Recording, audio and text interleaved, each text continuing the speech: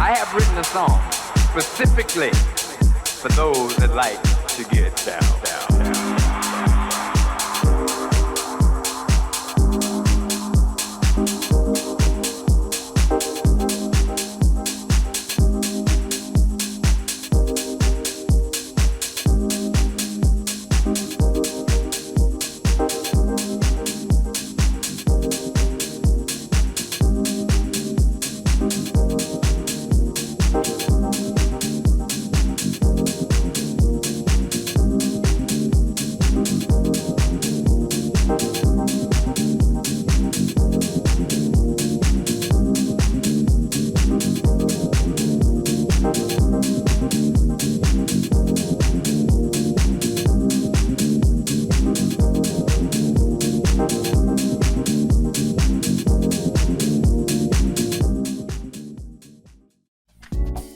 When I was little, I would do this tapping thing with my foot like a pattern. And I wanted to play drums, so I always liked rhythm. And then, like in high school in the mid-90s, I liked really crappy like dance music that they played on the radio. And then in the late 90s in college, I don't know, I think I saw people playing records. I didn't go to raves yet. And then I was like, oh, I want to do that, but I didn't have enough money to buy the equipment. So I just started buying records. Like I would go on trips with friends and stuff. And I would just buy records. And I remember like one trip I went to Vancouver, Canada, I think. And I just like would go into record shops and listen and start buying records. And then eventually I got turntables a couple years later. And that was back in Buffalo. And then I worked at Spot Coffee in Buffalo in 2001. Yeah, first like half of the 2000s. And I met all the party kids. And we would go to raves. And a bunch of people I knew had house nights. And so that's what really got me into actually DJing. Lots of people in Buffalo, because when I moved back here, that's when I really got into it, in like the early 2000s. Like a lot of people that I'm still friends with today.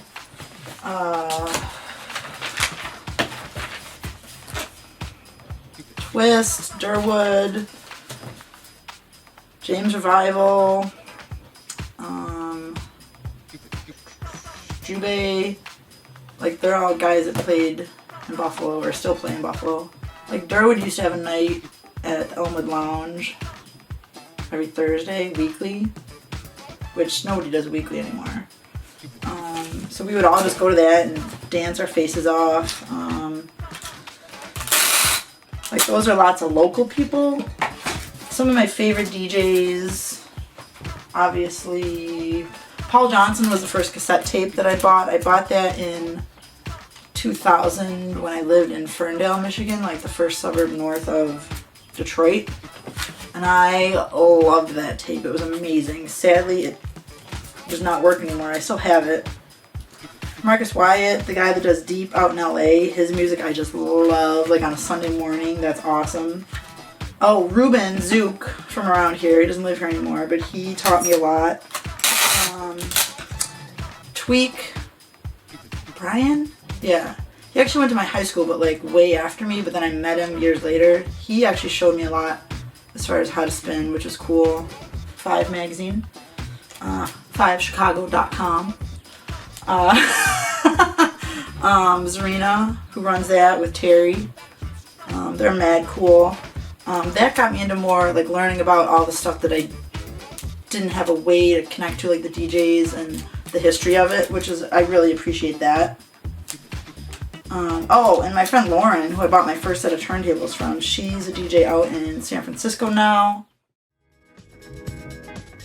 I still buy records, and people think that's strange sometimes. They're like, where do you buy your records?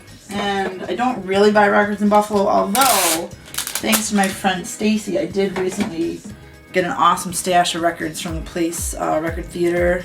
As far as buying records now, my favorite place to go is a store in Baltimore.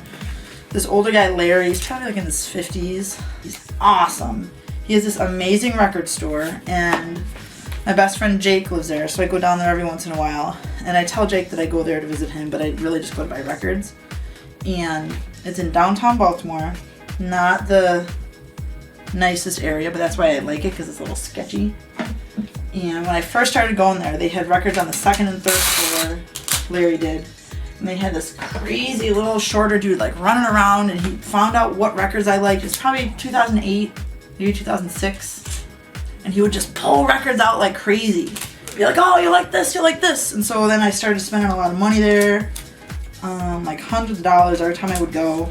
And if I had $10,000 just to spend, I would just go there and buy all his used records. I mean, it's all the stuff that I like mid-90s to probably mid-2000s. And I love Larry. He's such a nice guy. He'll like talk about records with me. Oh, this is a good one, or you know. If I buy a new record, I might do that in Chicago. At this place, Gramophone, and there's tons of record stores in Chicago still, but I like Gramophone. And they have one of my favorite labels, Flapjack, so I'll buy new stuff from Flapjack there. There's a cool store in New York, Dope Jams. They closed for a while, but I'm pretty sure they're back open again. Haven't been there in years though, I need to get there. And for a while there I was buying them on Discogs, but they always come from, look at that, somebody's stealing my records. But then you have to pay for shipping, and shipping from the UK is a bitch. So I kind of have to cut myself off from that. I used to follow podcasts when they really were podcasts in like 2009. I had my own podcast, so you kind of would like trade podcasts with people, but that only lasted a hot minute. And now I'll follow people like on SoundCloud and Mixcloud, and as much as I hate to say it, Facebook, like people post mixes on Facebook a lot, so I'll try to follow people, like my friends will post a mix, and then I'll try to follow the person that they posted, so I'll get the new stuff that way, at least listen to the mixes. And I might not play the new music myself, but I like it, and it does influence me as far as what I play. I think over the last, what is this, 2014? Since like 2010, 2011, it's picked back up for sure. Not only like through what I've been doing with my friends, but what like Igloo's been doing, and what some other people have been doing. And Abby's New Night, 2006 to 2008. I think that's when Bill Bacon was doing his night at PatSPLIT. Things were still pretty good then, but they were like going down a little bit, like not as much going on. And then I was like, oh, this is the end of it. And I was depressed and sad. And then I would play records in my house by myself. I would make podcasts, like endless. I would come home from work and just play records by myself and record and do it all over again. And then like 2010, 2011, I would see rumblings of stuff online, and I would be like, who are these people? What do they know about house music? And then I started going to the nights, and I was like, oh, okay, I'm old, but maybe I could still keep doing this.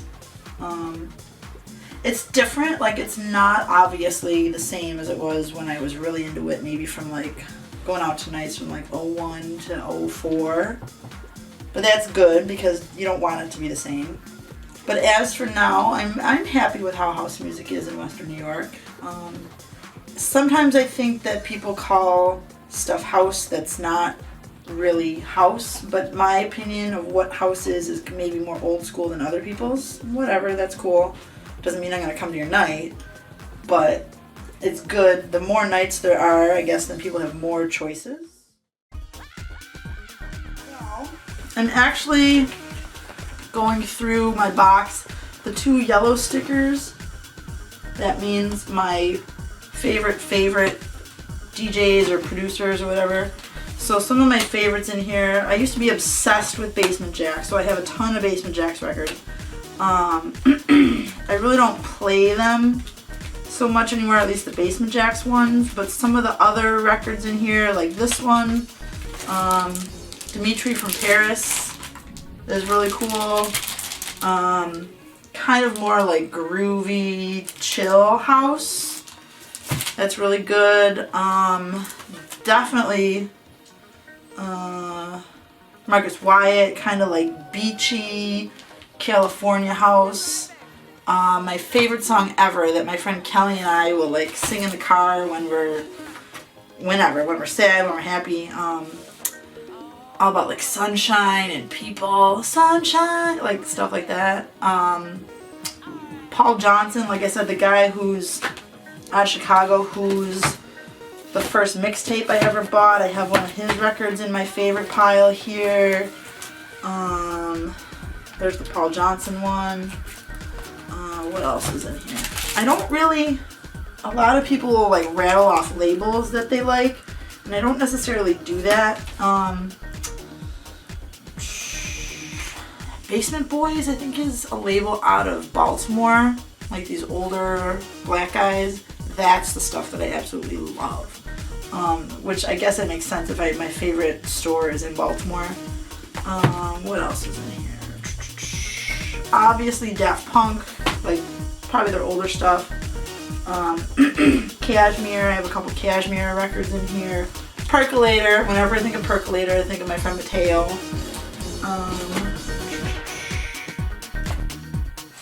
Sandwiches, Twist would always play this. We can make sandwiches. So good. Let's see what else. For those who like to get down, oh, such a good track. Oh